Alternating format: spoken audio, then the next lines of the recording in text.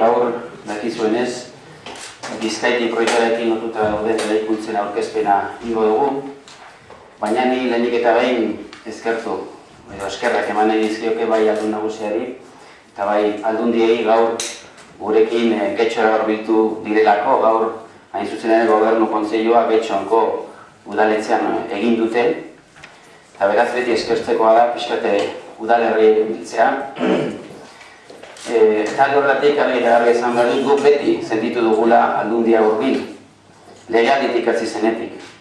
Bai momentu latzean, eta horretatik gogoratu nahiko nuke 2008ko uholdeak, aldundia, aldun nagusia, eta aldundiak egon ziren gurekin momentu latze horietan, eta baita ere gaur egunean dakizuenez Getxo murgilduta dagoenez modernizazio prozesu horretan ere aldundia ere prozesu horretan partaidetza importante bat dauka, eta hori gaur ere azpimarratu nahiko nuke.